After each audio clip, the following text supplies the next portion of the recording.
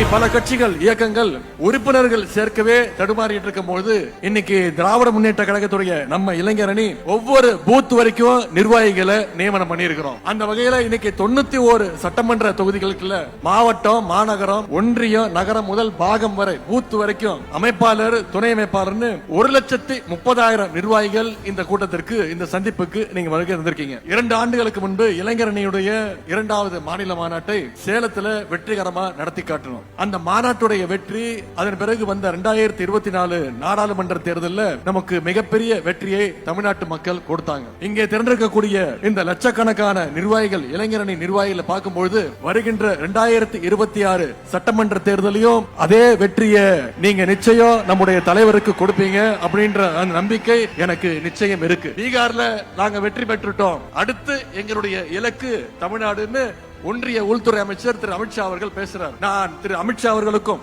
அவருடைய அடிமை கூட்டத்திற்கும் சொல்லுகின்றேன், நீங்க எவ்வளவு சீண்டினாலும் எவ்வளவு மிரட்டினாலும் அதை எதிர்கொள்வதற்கு எங்களுடைய கருப்பு சிவப்பு படை, எங்களுடைய இளைஞரணி படை என்றைக்கும் களத்துல தயாராக இருக்கும். இன்ஜின் இல்லாத கார் தான் இன்னைக்கு இருக்கக்கூடிய அண்ணா திராவிட முன்னேற்ற கழகம். இப்போ பாஜக அப்படின்ற லாரி அந்த இன்ஜின் இல்லாத காரை எப்படியாவது கட்டி இழுத்துட்டு பாக்குது. இன்னைக்கு திரு எடப்பாடி பழனிசாமி அவர் சொல்றார், நீதித்துறையை காப்பாற்றணும், தமிழ்நாட்டை காப்பாற்றணும் சொல்றாரு. முதல்ல அவர் காப்பாற்ற வேண்டியது அண்ணா திராவிட முன்னேற்ற கழகத்தை பாஜக கிட்ட இருந்து காப்பாற்றணும். யார் வேணாலும் இடையில வரட்டும், போகட்டும், அத பத்தி நமக்கு கவலை வேண்டாம். வானவில் பார்க்கிறதுக்கு ரொம்ப அழகா இருக்கும், கலர் கலரா இருக்கும், அதை பார்க்கிறதுக்கு மக்கள் கூடுவாங்க.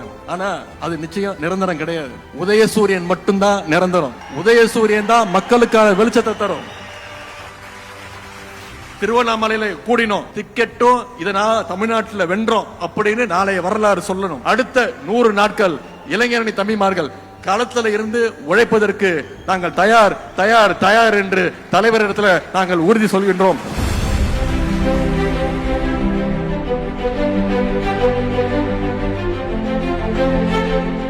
மாசா கெத்தா இங்க வந்திருக்க திராவிடியன் ஸ்டாக்ஸ் எல்லோருக்கும் என்னுடைய முதல் வணக்கம். 75 ஆண்டுகளை நிறைவு செஞ்சிருக்கிறோம். அப்படிப்பட்ட கழகத்திற்கு புது ரத்தமாக வந்திருக்கக்கூடிய உங்களை எல்லாம் பார்க்கும்போது புது மகிழ்ச்சியும் நம்பிக்கையும் பிறக்குது. அது மட்டுமல்ல, உங்களுடைய எனர்ஜி எனக்கு டிரான்ஸ்பர் ஆகியிருக்கு. இப்போ 1980 ஜூலை 20 மதுரை ஜான்சி ராணி பூங்காவில் இளைஞர் அணியை தொடங்கணும்.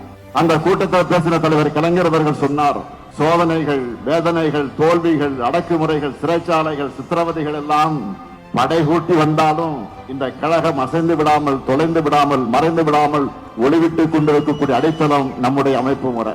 அதோட நம்முடைய லட்சிய பயணம் சேர்ந்து தொடரும்னு முழங்கினார். இந்த பயணத்துல நாங்க சந்திக்காத சோதனைகளே இல்ல, துன்பங்களே இல்ல, துரோகங்களே இல்ல. அத்தனையும் தாண்டி கழகத்தோட லட்சிய பயணத்துக்கு துணை நின்றது நாங்க வளர்த்த இளைஞரணி. இப்போ அந்த பணியை தம்பி உதயநிதி கிட்டையும் உங்ககிட்டையும் ஒப்படைச்சிருக்கிறோம்.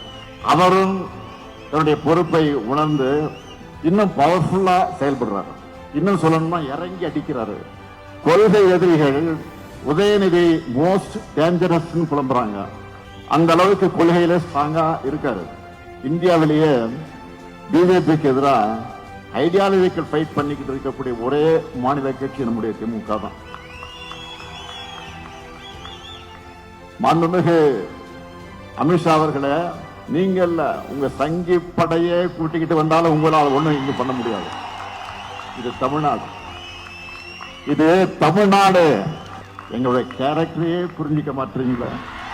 அன்போட வந்தா அரவணைப்போம், ஆணவத்தோடு வந்தா அடிபணிய மாட்டோம், எதிர்த்து நிற்போம், உங்களை ஜெயிச்சு காண்பிப்போம். பேரறிஞர் அண்ணா அவர்கள் தலைவரை கலைஞருடைய உழைப்பை பாராட்டினார். தலைவர் கலைஞர் என்னை பற்றி சொல்லும் போது உழைப்பு உழைப்பு உழைப்புன்னு தான் சொல்வார். இப்ப நானும் தம்பி உதயநிதி உழைப்பை பார்க்கிறேன். அதே உழைப்பு உழைப்பு உழைப்பு, அதைத்தான் உங்ககிட்ட எதிர்பார்க்கிறேன். அந்த உழைப்புக்கு இருக்கக்கூடிய இளைஞரணி படை தயாரா? நம்ம மிஷன் என்ன?